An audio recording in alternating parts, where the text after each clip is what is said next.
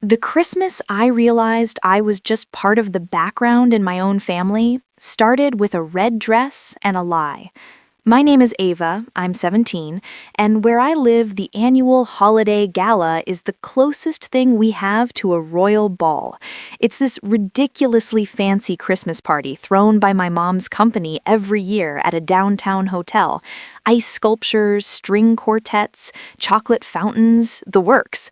Employees are allowed to bring one teen guest, and that teen gets to attend special networking events with college reps, young interns, and influencers. I'd been dreaming about going since I was 12. My mom always said, "When you're old enough, it'll be your turn. You're the responsible one. I'll be so proud to bring you." For years, I watched her come home glowing from the gala, talking about her boss's kids and their internships, the scholarships they heard about, the people they met. She'd pat my shoulder and say, "Your time will come, Ava." This year, finally, it was supposed to be my time. Senior year, perfect grades, a part-time job at a little café on Main Street. I'd already circled the date on my calendar in red. I found a cheap red dress at a thrift store in October and spent weekends altering it by hand, tucking pins in my mouth, pricking my fingers while I hemmed the bottom in my room. I'd hang it up on my closet door at night just to stare at it and imagine walking into that ballroom on Mom's arm. There was just one problem. Actually, there had been one problem for as long as I could remember. My younger sister, Bella. If you ask my mom, Bella is vibrant and sensitive and born for the spotlight. If you ask anyone at school, she's that freshman with a big social media following who somehow knows exactly where every camera is at all times. If you ask me, she's a walking Christmas tree, loud, sparkly, and everyone keeps rearranging the room around her. It's not that I hate her, it's that almost everything in our house bends to her mood. If Bella is excited, the whole family celebrates. If Bella is angry, anxious, or disappointed, everyone drops what they're doing to fix it. When I'm happy or upset, the usual response is some version of, "Can you just hold on a second? We're dealing with Bella right now." Still, when November rolled around and Mom started talking about the gala again, I let myself hope. At dinner one night, she set her fork down and smiled at me. "So," she said, "big question. Are you free the night of the 23rd?" My heart shot into my throat. "The holiday gala?" I asked, trying not to sound like I'd been counting down the days for months. She laughed. "Of course. I told my boss this year my eldest is finally old enough to come along. He said he's excited to meet you. Started talking about his son's college program and how they're always looking for students like you. Students like me. The quiet, straight-A type that no one in my family ever really knew what to do with." Across the table, Bella stabbed a piece of broccoli and frowned. "Wait," she said slowly. "The one at the Hilton? With the photo wall and the giant tree?" "Yeah, the company party," Mom said lightly. Bella's face twisted. "I thought I was going this year. You said when I started high school I'd get to go someday too. All my friends are going to different Christmas parties. I don't have an invite to anything that big." Mom held up her hands. "Bella, we talked about this. There's only one teen spot. It's Ava's last year before college. You're a freshman. You'll have time." I tried to keep my expression calm, but inside, some small, hopeful part of me flared brighter. For once, it sounded like I wasn't going to be the one pushed aside. Bella slouched back in her chair. "Whatever," she muttered. "It's not fair." Dad cleared his throat and changed the subject. I went to my room that night, pulled the red dress off the hanger, and held it against myself in the mirror. For the first time in a long time, I let myself imagine a version of reality where I took up space and no one apologized for it. If you're wondering how much of that ended up being true, well, I'll tell you what happened after that red dress, that promise, and the Christmas party that should have been mine. But if you like stories that don't go the way they're supposed to, you might want to stick around till the end, because what I did next was not the reaction they expected from the good daughter. The weeks leading up to the gala were a blur of school, work, and glitter. Mom went into full Christmas mode. The house smelled like cinnamon and pine. There were half-finished wreaths on every flat surface, and "All I Want for Christmas Is You" played so often I could hear it in my sleep. At the café, we switched to holiday drinks. I worked extra shifts wrapping cookies and steaming peppermint mochas while fairy lights blinked in the windows. Customers talked about office parties, family dinners, winter formals. A couple of my classmates came in to show off new dresses and tuxedos. I smiled and nodded, thinking about my own red dress waiting at home. Bella, of course, was in her element.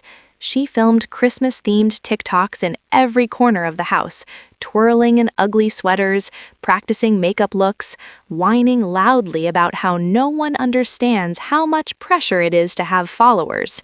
Mom would roll her eyes and then take selfies with her anyway. Still, I noticed something strange. Every time Mom mentioned the gala to me, she seemed vague. "You know, don't stress about what to wear," she'd say. "It's more business than fun. A little boring, honestly." Or, "If you're tired that night, you don't have to stay the whole time. We can leave early." Once, when I came into the kitchen, I heard her on the phone with someone from work. "Yes, my daughter is very excited," she was saying. She looked up and saw me. "My younger one, Bella, she's a natural in front of people." My stomach did a weird flip. I told myself I misheard, or that she was talking about a different event. There were so many Christmas things happening, it could have been anything. I told myself that right up until the week of the gala. 3 days before the party, I came home from school to find Bella on the couch with a garment bag draped over her lap.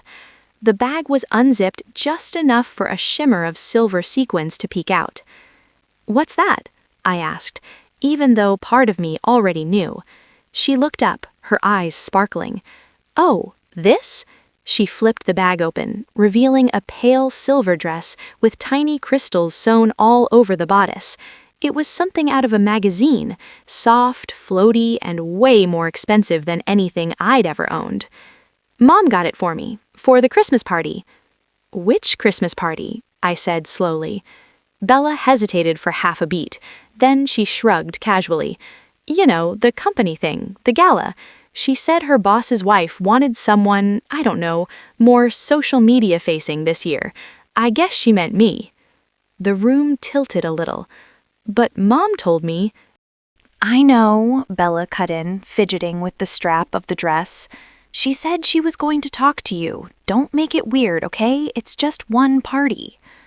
The words stabbed straight through that little bright part of me that had been holding on to hope. I went to find my mom in the kitchen, where she was rolling out cookie dough like nothing was wrong. "You told me I was going to the gala," I said, not bothering to ease into it. "What happened?" She didn't look up right away. "Ava, please, not right now. I'm in the middle of this." "What happened?" I repeated, my voice thinner than I wanted. She sighed, set the rolling pin down, and finally met my eyes. "Look, things changed at work. My boss's wife wants to feature youth culture more this year. They're setting up some sort of live stream corner, photos, that kind of thing. She specifically asked me if I had a daughter who was comfortable on camera." "And you thought of Bella," I said flatly. "She is comfortable on camera," Mom said. "You hate having your picture taken. You get so stiff. I didn't want you to feel uncomfortable all night. This way, Bella gets to shine where she's good at it, and you don't have to deal with all that pressure. It's a win-win." "It's not a win-win for me," I said. "You promised me, Mom. You told your boss about me. You knew how much I wanted to go." "I know," she said quickly, "and I'm sorry. But you'll have other opportunities, Ava. You have your grades, your music, your job. Bella doesn't have those things. This is more her arena." I stared at her. "So you gave my chance to her?" I said quietly. "Again?" "That's not—" "Don't be dramatic," she snapped. "It's one night. I'll still bring you leftovers. We'll have our own little celebration later. Honestly, I thought you'd be relieved not to have to stand around talking to strangers all evening." Every sentence dug the knife a little deeper. It wasn't that she picked Bella, I'd almost expected that deep down. It was the way she talked about it, like this was some generous thing she'd done for me, like being ignored was a kind of mercy. I went upstairs, closed my door, and took the red dress off its hanger. For a second, I just held it. Then I folded it very carefully and pushed it to the back of my closet behind an old box of textbooks. The night of the gala, our house buzzed with excitement that had nothing to do with me. Bella squealed over hair and makeup tutorials, FaceTiming friends to show them the silver dress. Mom fluttered around her like a backstage stylist, smoothing fabric, applying lipstick, fastening a tiny snowflake pendant around Bella's neck. "You look stunning," she breathed. "They're going to love you." I wore jeans and a sweater. I had a shift at the café that evening. We were staying open late for the holiday stroll when the whole town walked Main Street to see decorations. Mom barely glanced at me as she asked if I could tidy up the living room a bit before I left. As they headed for the door, Bella turned to me, guilt flickering across her face for just a moment. "Have fun at work," she said. "Have fun at my party," I answered before I could stop myself. Mom flinched, but she didn't turn back. The door closed behind them with a soft click that felt a lot louder than it should have. At the café, the world was warm and golden. Fairy lights framed the windows, and a little tabletop tree blinked from the corner. My boss, Nora, hummed along to the Christmas playlist as she handed me a Santa hat. "Rough night?" she asked, reading my face the way only someone who's seen you on your worst days can. "Just family stuff," I said. "It's fine." She gave me a look that said she knew it wasn't fine, but wouldn't push. "Well, if you're going to be here on a Friday night, we might as well make it fun. I'm thinking we bring out the peppermint brownies on the house for the last hour. Sound good?" I nodded. I threw myself into work like it could drown out the ache in my chest. I took orders, smiled at kids with hot chocolate mustaches, watched couples take photos in front of the window display. For a little while, it worked. I could almost pretend that this had been my plan all along, that I didn't care where my mom and sister were. Then, halfway through my shift, my phone buzzed in my pocket. On autopilot, I checked it between customers. It was a notification from social media. One of Mom's coworkers had posted a story from the gala, tagging the location. I tapped without thinking. The video loaded. Chandeliers, a massive Christmas tree dripping in ornaments, people laughing in formal wear. The camera panned across the room and landed on Mom, in a green dress standing next to Bella. Bella in the silver dress, hair curled perfectly, laughing at something Mom's boss said. A graphic overlay popped up on the screen. Our social media sweetheart Bella helping us share the magic tonight. My stomach dropped. I clicked through other tagged posts. There she was again, posing on the red carpet-style backdrop, holding a microphone for a silly interview segment, chatting with young interns my age. All the things I'd spent years imagining myself doing. Left on red by my own family's life. "Ava?" a voice cut in. "You okay?" I looked up. It was Jared, one of my coworkers, balancing a tray of dirty dishes, his brow furrowed. "You look like you just saw a ghost." "Just saw something," I said. "Something I should have expected." He leaned against the counter. "Wanna talk about it? Or do you want me to make a terrible joke and pretend nothing's wrong?" I laughed weakly. "Maybe the joke," I said. "I don't want to cry into the eggnog." He did, in fact, make a terrible joke. It helped, but only for a minute. The truth stuck in my throat. My mom hadn't just chosen my sister. She'd lied about it. She told her coworkers Bella was her social media sweetheart, like she didn't have another daughter at home, wearing a thrift store apron and refilling napkin holders. On my break, I slipped into the back room and sat on an overturned milk crate. My phone lit up with more notifications. Bella had posted too, a slow-motion video of her on the dance floor, fairy lights twinkling behind her. Caption, "Last-minute invite to the dreamiest Christmas party ever. So grateful." No mention of me. I stared at the screen until my eyes burned. Then, on impulse, I opened a blank post. My fingers hovered over the keyboard before I started typing.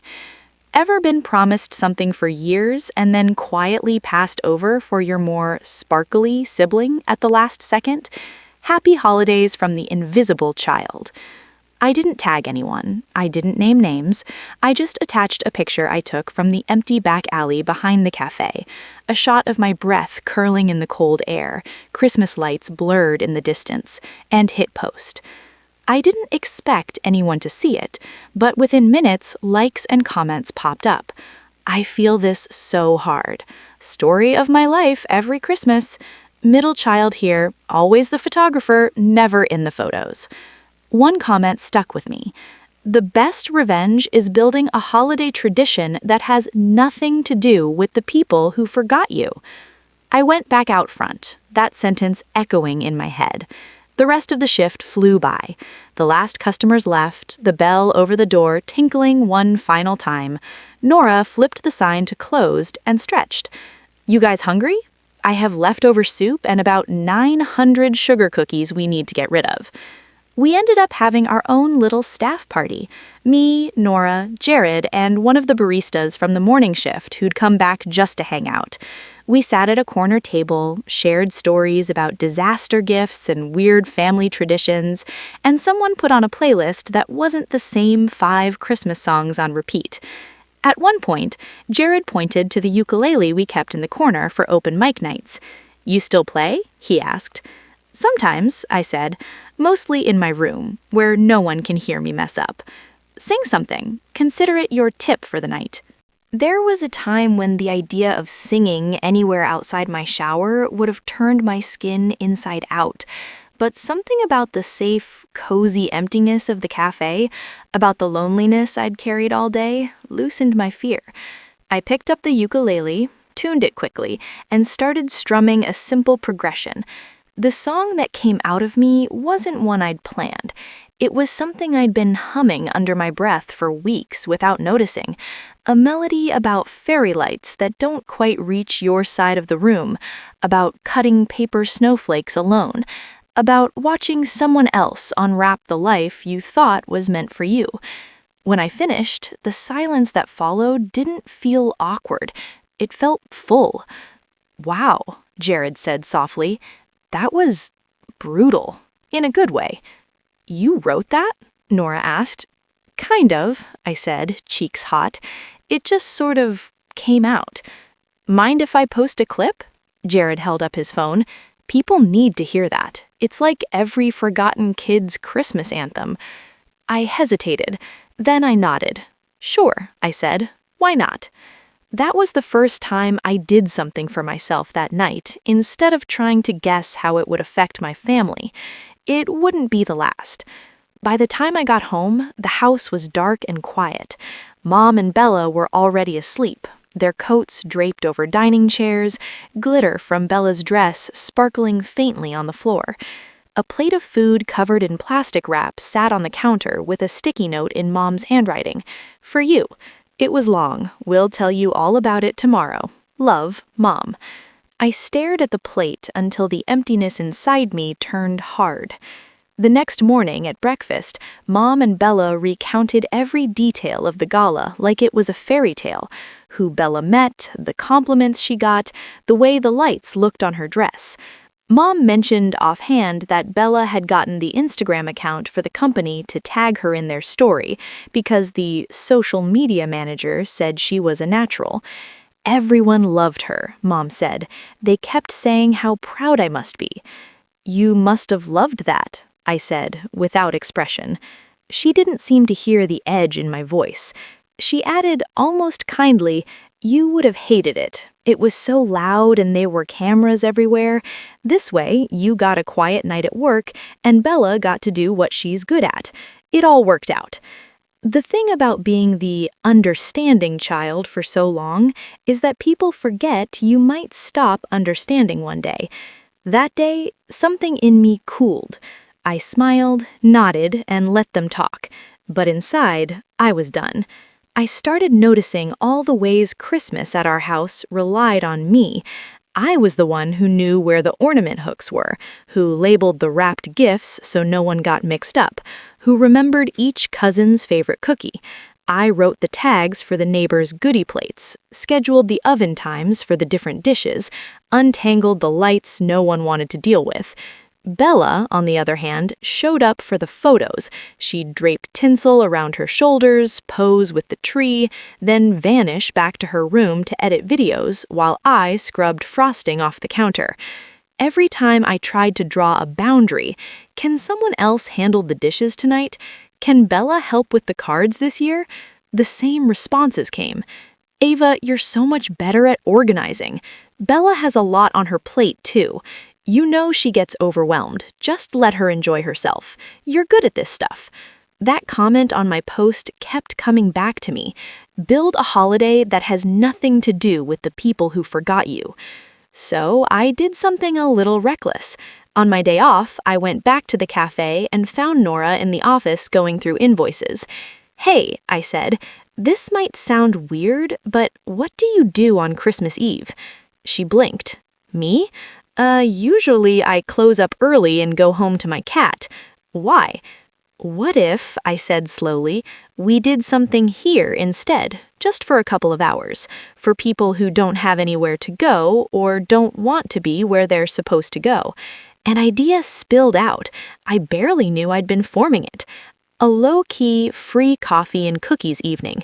No decorations beyond what was already there. No forced cheer. Just an open door, warm drinks, maybe some music. A place where being alone at Christmas didn't have to feel like failure. Nora stared at me for a second, then smiled. You want to host your own Christmas party, don't you? Not a party, I said quickly. More like a soft landing for misfit toys. I love it, she said. We'd have to check staffing, but if you're willing to be here, I'll be here. We can put up a sign, post online. Worst case, it's just us and Jared eating leftovers. Best case, we make some lonely people's night less awful. We put the word out quietly, on the cafe's social media, on the town Facebook group, handwritten flyers by the register. December 24th, 6 to 9 p.m. Free coffee and cookies for anyone who needs a place to be. No questions, no judgment. At home, my family was in full Christmas Eve prep mode. This year, Mom had decided we're hosting the big extended family party. Aunts, uncles, cousins, grandparents, the whole chaotic flock. Mom made lists on yellow pads, assigning people to bring sides and desserts, scribbling down oven schedules and seating charts. Ava, she said one afternoon, I need you all day on the 24th. We have so much to do. Don't make any plans. I have plans, I said, heart pounding. I'm working that evening. We're doing a Christmas Eve thing at the cafe. She frowned. What are you doing? No, absolutely not. This is family time. I already told everyone you'd be here to help. You told them. You didn't ask me. She put her hands on her hips. What's gotten into you lately? Is this still about the stupid gala? It's about everything, I said, my voice shaking but not breaking. It's about you assuming my time and energy belong to this house by default. It's about you deciding what's best for me without actually listening. You're being selfish, she snapped. Your family needs you. Not as a person, as labor. Dad looked up from his laptop at the table, startled. Bella glanced over from the couch where she was scrolling on her phone. Ava, Mom warned, don't start. I took a deep breath. I'm not saying I won't help at all. I'll prep in the morning, I'll bake, I'll clean. But at 5 o'clock, I'm leaving.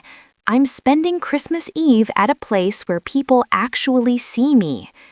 Her eyes filled with angry tears. I cannot believe you would abandon your family on Christmas, she said. Who put a roof over your head? Who? I'll be back by midnight, I cut in. You'll survive 6 hours without me. I don't want to hear another word, she said, voice icy. We'll talk about this when you're thinking clearly. But I was thinking clearly, maybe for the first time in a long time.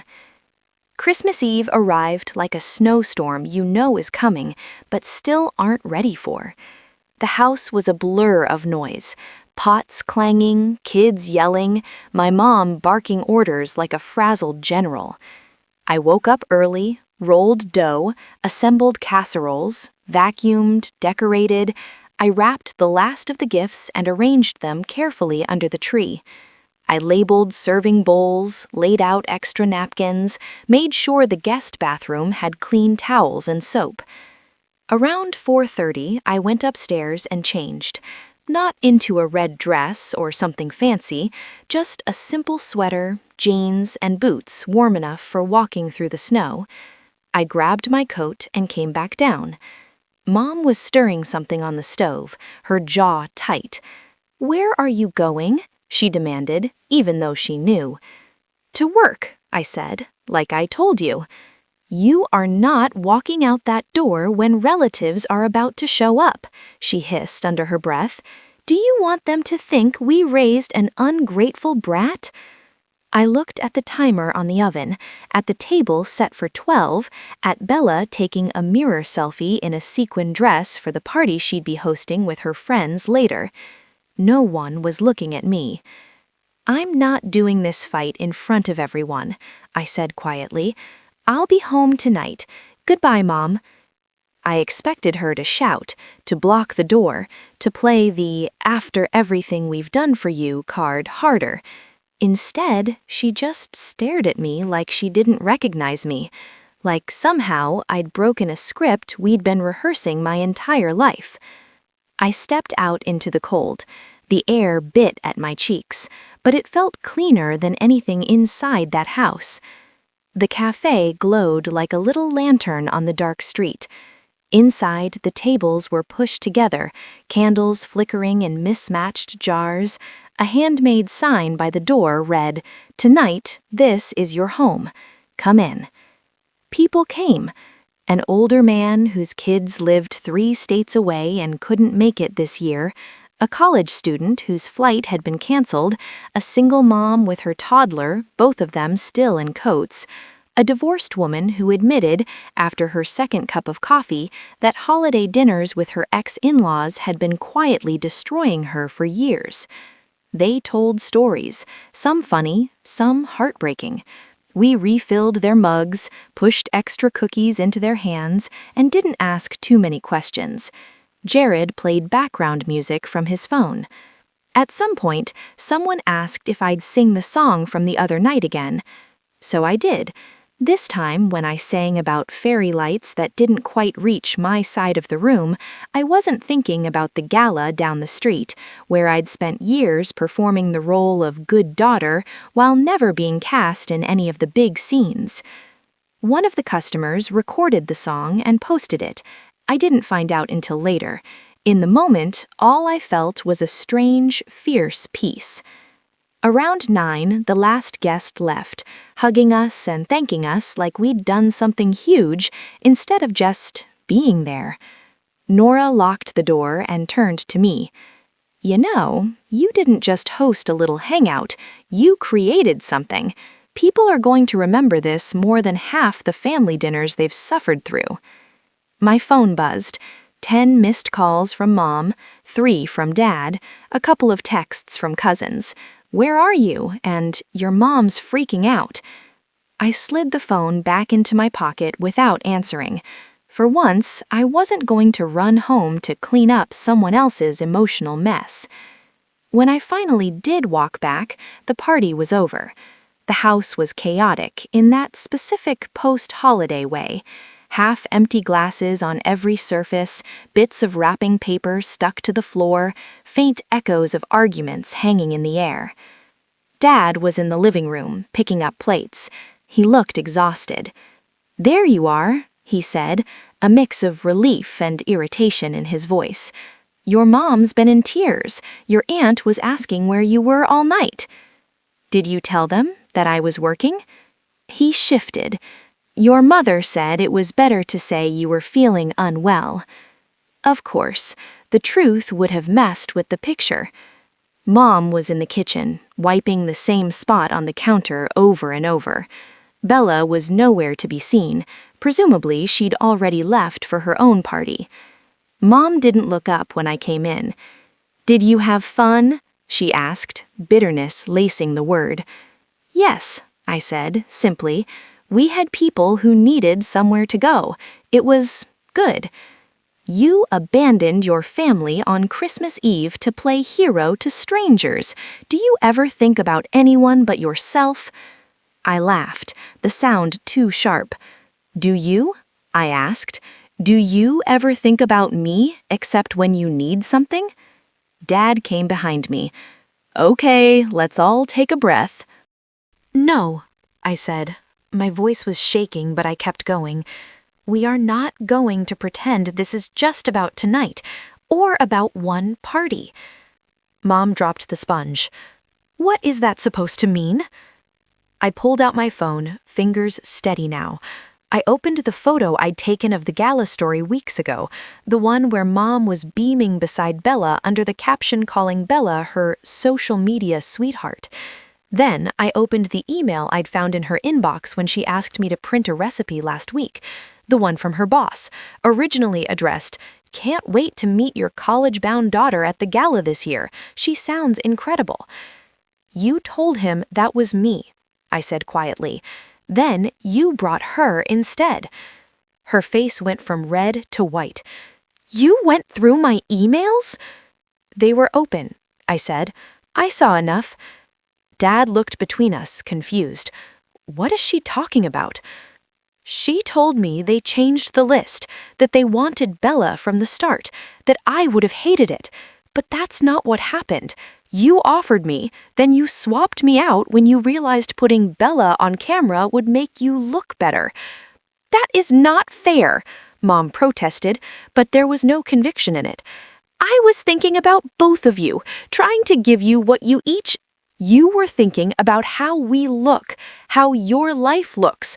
The gifted, outgoing younger daughter everyone admires, and the quiet, dependable older one who makes sure the tree is straight in the background." She opened her mouth to argue, but no sound came out. Dad sank into a chair. "Is this true?" he asked her. "It's more complicated than that," she said weakly. "No, it really isn't. You've been doing this for years. Birthdays, recitals, holidays. Every time I wanted something, there was a reason it had to wait. Every time she wanted something, the whole house rearranged." Dad rubbed his temples. "We thought you were okay, Ava," he said quietly. "You never made a fuss." "You took my silence as evidence that I didn't need anything," I said. "You never considered that I didn't make a fuss because I knew I wouldn't win." The room felt very still. For the first time, I wasn't crying, apologizing, or minimizing. I was just telling the truth. "So what?" Mom said, voice shaking. "This is revenge? Walking out on Christmas Eve? Making us look bad in front of everyone?" "Revenge?" I repeated slowly. "You know what? Maybe. Maybe a little, but not the cruel kind you're imagining. I didn't burn the turkey or expose you on the internet. I just stopped doing unpaid emotional and physical labor for people who treat me like part of the furniture." Dad let out a breath. "What do you want from us?" he asked. "Right now, honestly." I thought about my café, about the makeshift family that had gathered there that night. I thought about the way my song had felt in my own throat. I thought about my red dress, still hidden in my closet. "I want you to stop assuming I'll be here to make your holidays run smoothly," I said. "I want you to stop using words like selfish and ungrateful every time I try to draw a line. I want you to see that Bella and I are both your daughters, not a main character and a stagehand." Mom's eyes filled with tears again. "And what about you?" she whispered. "Are you just leaving us? Not tonight, not tomorrow, but after graduation, I'm not planning my life around this house anymore.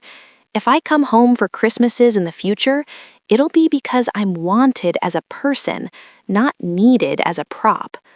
No one had anything to say to that.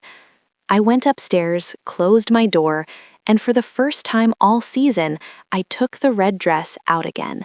I hung it back where I could see it, not as a symbol of what I'd lost, but of what I refused to give up on: my own future, my own celebrations, my own sense of worth. That night, as I lay in bed, my phone buzzed with a notification. The video of me singing at the cafe had started making the rounds. Comments poured in. Cried listening to this. My mom did the same with my sister. Can't believe how many of us were the holiday helper, but never the guest. You're not invisible. We see you. One comment stopped me cold. Sometimes the most powerful thing you can do is take your heart to a place where it's treated like a gift instead of a resource. Lying there in the dark, I realized that was what I'd done. My mom had let my sister go to the Christmas party instead of me, so I built my own, in a tiny cafe with mismatched mugs and strangers who didn't know my history but somehow understood my pain. My family still hasn't fully figured out how to handle the new version of me, the one who says no, who goes where she's valued, who won't sacrifice her own joy for the sake of holiday photo ops. Maybe they will, maybe they won't. But if you were me, if your mom handed your dream Christmas to your sister, lied about it, and expected you to smile and serve cookies anyway, would you ever be able to go back to the way things were?